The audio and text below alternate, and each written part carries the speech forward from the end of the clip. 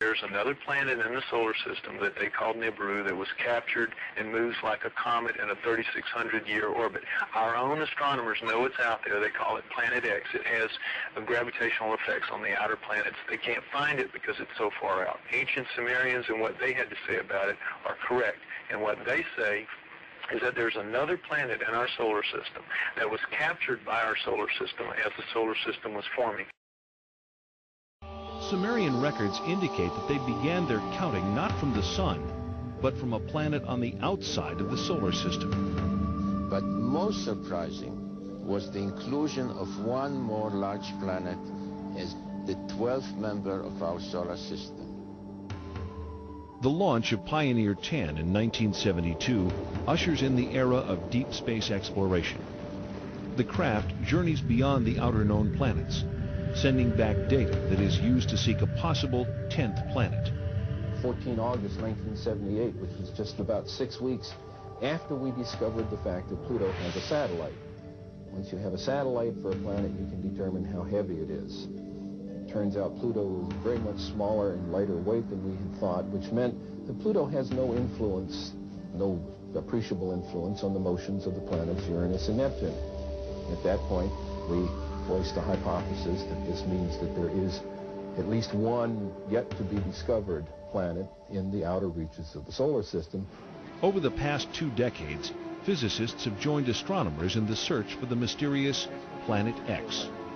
One of the things we did in 1978, having made this prediction that there was an additional planet, 10th or 12th, depending on your point of view, we sort of put our money where our mouth was, as it were, and we went out and we started looking for this thing. We've been able to refine the search area somewhat, get it rather narrowed down.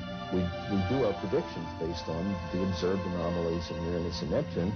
We actually are currently looking down in the region of Centaurus, which is just south of the constellation Libra. But if it is in the kind of orbit that we describe here, it would have to be a planet that would have a mass something like 3 to 5 times the mass of the Earth. This would put it intermediate between the gaseous planets like Uranus and Neptune and the terrestrial planets that we have in the inner part of the solar system. So if this planet turns out to be in a 3,600-year orbit, then its mass will be correspondingly larger. This one here is a map of the solar system as we know it. The inner planets, this is the orbit of planet Pluto. And this here is the orbit that I have proposed for the 10th planet. And here's where we think it is right about now in its orbit. If Planet X exists, we are not alone.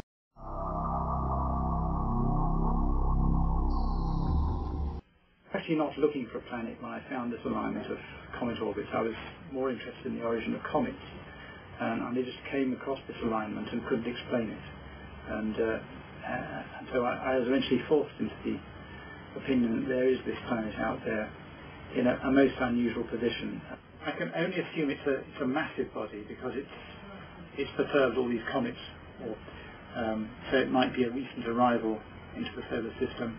The idea of a new planet seems to fascinate absolutely everybody. But I think more than half of the emails that I've had have been about this proposed planet. I forget if it's called Nibiru or... The theory is that there's another planet in our solar system. The ancients called it Nibiru. There's actually 54 different cultures that have names for this, not just Sumerians. Sumerians just being the oldest. And they say there's a race of beings that live on this planet that goes around our sun, then goes out around another brown dwarf. You know, our solar system is binary. Are we going to be collided with something that's hurling out of space towards us? And we can go in our last 20 minutes to what you can conclude to be the evidence for that. But I just wanted to make our guests and our listeners familiar with the theory of Planet X per se. Thanks. I'd love to get into that. Okay, well, we'll do that immediately we come back from this commercial break. Okay, back to Sifa and a description of Planet X, please. Yeah, there's another planet in our solar system. This planet has a 3,600-year orbit, passes by Earth every 3,600 years. All the of, apocalypse or some, Jesus says there's going to be earthquakes in the end times, or Edgar Casey giving predictions, or, this is the cataclysms that everyone's talking about. The Mayan cycles, the Mayan calendar. I mean, this is what we're talking about. And you're thinking this is to occur when? Next year?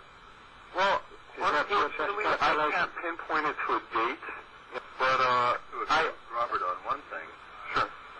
I do agree with the part that you said about the Earth reversing. Peter Warlow wrote a book back in the early 80s called The Reversing Earth. No question about it. And he showed that the Earth has, its magnetic field has shifted many times, and that he said that there's real evidence, and you mentioned some of it just a moment ago, But the question that's is, one of the reasons for the climate changes. So I do see that, and I also want to point out in the book of Revelation, it states that when these cataclysms happen, how the earth will tremble and quake. But in the book of Isaiah, it says that the earth will roll up as a scroll. So that indicates that it will tip over on its axis. So your idea that the earth tipping over on its axis can cause these problems is, I agree with you completely. The idea of this parallel planet, I've not seen evidence of it. I'd like to look into it further, but I've seen nothing that proves it, even interesting as can be. Yeah, I've come across a few newspaper articles on this, but what exactly is Planet X supposed to do? well, like I said, it causes a pole shift. Now, it doesn't have to collide with us. Because of the gravitational attraction of this larger body? Exactly. Just as if you took two magnets next to each other, they influence each other. Okay. Planets are like big magnets. Mm-hmm. Now, as far as the current Earth changes, this is the first indicator to look at. What's causing all these Earth changes? Scientists are saying that cow flatulence, the gas from cows, or the methane, is depleting our atmosphere, our ozone, and this is causing global warming. That and methane gases. But we have increased volcanism. We have increased. My panel operator contributes to that. Yes, we have. The caps on Mars are melting. The polar caps. Cow gas has nothing to do with Mars. This has nothing to do with pollution. You see, there's effects happening all over the solar system. Well, all sorts of things could be going on simultaneously with independent causes. Well, things don't just happen; they're caused. Yes. Where is this planet X? What about the sightings, Robert? That would be interesting too. Well, exactly where is it? How far is it from us? Is it approaching us? What's wrong with NASA, and why haven't they told us about it? Mark Hazelwood made the point that, why would anybody invest in any shares? What would happen to the stock market if we announced that there was to be a collapse or the disaster in the scale? Critical here. When? Well, that's exactly right. I'd say probable this decade, and definitely within our lifetime. Really? Father Malachi Martin, are you I know familiar Malachi with Martin very well. I've met him. A brilliant Jesuit priest by the name of Father George Coyne, who is the director of the Vatican Observatory. Yes, sir. So again, there's indications all over, and frankly, Who did discover this other planet, and why don't they? I mean, just like the guy that discovered the planet. Well, here's the thing. Why don't they just make it public and let us know? Like I said, what would happen? What would happen to religions? What would happen to the economy? What would happen? How do you have missed here is your evidence for the existence of Planet X. Well, thank you. I'll address that. Okay, but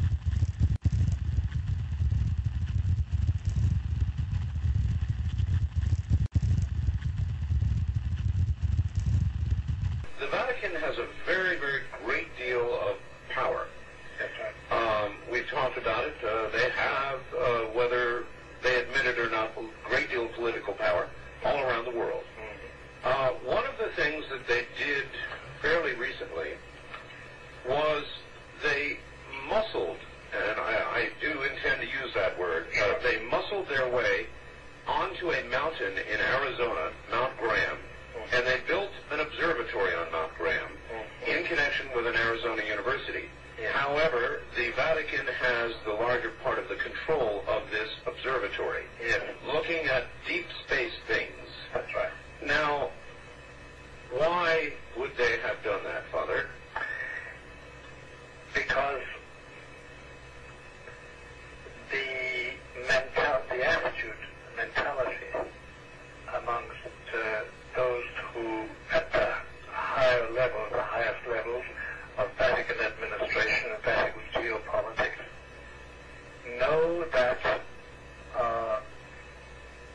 now, knowledge of what's going on in space and what's approaching us could be of great import in the next 5 years, 10 years. Carefully and well chosen words, Father. Thank you. West of the Rockies, you're on the air